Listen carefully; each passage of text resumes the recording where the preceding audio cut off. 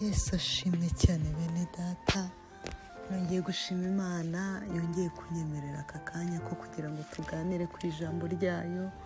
Tugeze ku mpera z'umwaka, iyi ni itariki ya 30, dusigaje umunsi umwe gusa ngo turangize gusoma Bibiliya yose, turangize umwaka wose nk'uko twari twiyemeje dusoma ijambo ry'Imana.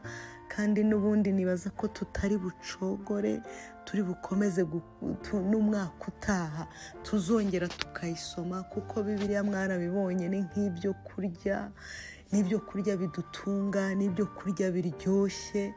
Njye nariyemeje ntabwo sinzahagarara gusoma Bibiliya. Nzi ko hariho nk'abagiraga nk'umunsi umwe cyangwa ibiri bagacikwa bagakomereza aho bigeze. Hari n'ubasha guhagarara yewe n'icyumweru akaba yaracitswe igihe icyo cyose agakomereza aho ageze. Niyo mpamvu ijambo ry'Imana ni itabaza ritumurikira, n'ibyo kurya bitunga ubugingo bwacu. Ndashima Imana kubo twagendanye uru rugendo, ntabwo twari twarangiza, haracyasigaye umunsi umwe. Ejo ahari uzakora azabitubwiraho, ariko ndagira ngo mbabwire bene data, uru rugendo tumaze, uyu mwaka wose tumaze dusoma Bibiliya, ndumva afite ishimwe ryinshi mu mutima wanjye. kandi nawe unyumva, twatangiranye uru rugendo tukarugendana, nibaza ko ari uko. Uyu munsi rero twasomye mu Byahishuwe ibice 15 kugera ku gice cya 18. Ni amagambo meza ndetse akomeye kuyumva no kuyasobanukirwa, avuga ku byago 7 by'imperuka, cyangwa se ibyago bizatera mu gihe cy'imperuka n'irimbuka rya Babuloni. Imana yacu idufashe cyane. Twabonye mu bice 15 ibyago 7, abamarayika 7 Imana yatumye. Buri mumarayika wese yabaga afite icyago cye agomba kugenda amena mu isi, kugira ngo isi ibabare, isi itezwe ingorane.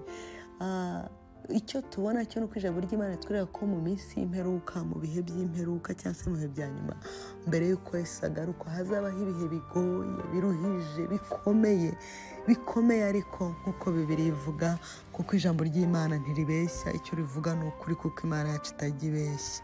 Mu bice 16 rero umurongo waho wa 15 ari nawo kuzirikanwa w'uyu munsi, haranditse ngo dore nzaza nk'umujura, hahirwa uba amaso akarinda imyenda ye, kugira ngo atagenda yambaye ubusa, bakareba isoni z'ubwambure bwe. Imana yacu ishimwe cyane.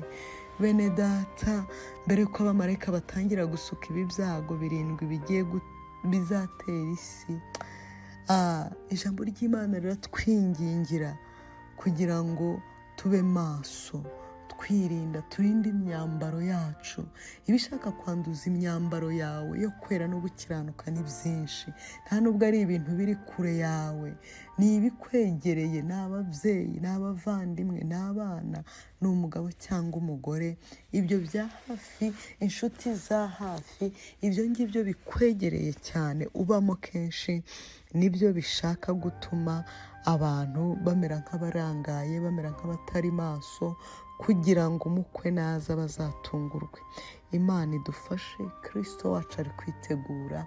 Ibi bintu by'Imana si amagambo, ntabwo ari theory, ntabwo ari theory gusa kugira ngo ahari wenda abantu bagire morale. Ntabwo ari morale, ni ukuri. Yesu araje, Yesu azaza ari bugufi kuza kugororera abamwizeye. Nuko rero bene data, ijambo ry'Imana ratubwira ngo dore ndaza nk'umujura, hahirwa uba amaso akarinda imyenda ye, kugira ngo atagenda yambaye ubusa, bakareba isoni z'ubwambure bwe. Imana yacu ishimwe cyane. Hano bishaka kuvuga ngo kuba wakora icyaha si ikibazo, ahubwo ikibazo ni ukugikora ukakiryamamo ukakibamo, umuntu ntiyihane. Imana irashaka ko twihana.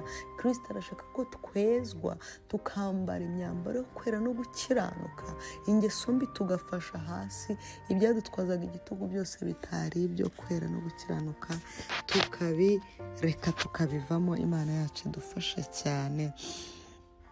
mu bice 17 ku murongo waho wa 8 gukomeza B yaho hari ahantu havuga ngo abari mu isi amazina yabo atanditswe mu gitabo cy'ubugingo uhereye ku kuremwa kw'isi bazatangara babonye iyo nyamaswa yahozeho ikaba itakiriho kandi ikazongera kubaho. Mu by'ukuri hano ni inyamaswa izaza ikora ibitangaza, ifite ubutware n'ubushobozi, ariko ngo abantu amazina yabo atanditse mu gitabo cy'ubugingo aho haca akarongo, ngo bazatangara babonye ibitangaza iyo nyamaswa ikora. Babitewe n'uko amazina yabo atanditswe mu gitabo cy'ubugingo, bazagarukira iyo nyamaswa ariyo Antikristo ibereka ibitangaza. Kandi Antikristo ijambo ry'Imana ratubwira ngo n'uyu munsi ngo yatangiye kuza, yatangiye gukora iby'amayoberane, aho umuntu aza akaguhanurira akakubwira ibyo wakoze n'ibyo utekereza n'ibitari byaba cyangwa se n'ibyabaye, kandi atari umwuka w'Imana umukoresha, ahubwo ari umwuka wa Antikristo, kugira gusa ngo ayobye benshi. Ngo azakora iby'amayoberane ku buryo ngo abantu amazina yabo bose atanditswe mu gitabo cy'ubugingo bazavuga bati noneho tubonye Imana yacu dufashe cyane. Hari ijambo rindi ryamfashije riri ku murongo wa 17, icyo gice cya 17, ngo kuko Imana yashyize mu mitima yabo gukora ibyo yagambiriye no guhuza inama yo guha ya nyamaswa ubwami bwayo kugeza aho amagambo y'Imana azasohorera. Imana niyo idushoboza. Imana nubona ibintu byananiranye ujye utabaza Imana, uvuge uti Imana, aba bantu ko tutari guhuza umutima, ariko ujye ubikora ugatuma abantu bahuza imitima bagakora ibyo wagambiriye n'ibyo ushaka. Birashoboka ko wahindura n'iyi groupe, birashoboka ko wahindura n'urugo rwanjye n'abana banjye, tugakora duhuje umutima. Imana ibahe umugisha, mugubwe neza, ndabakunda.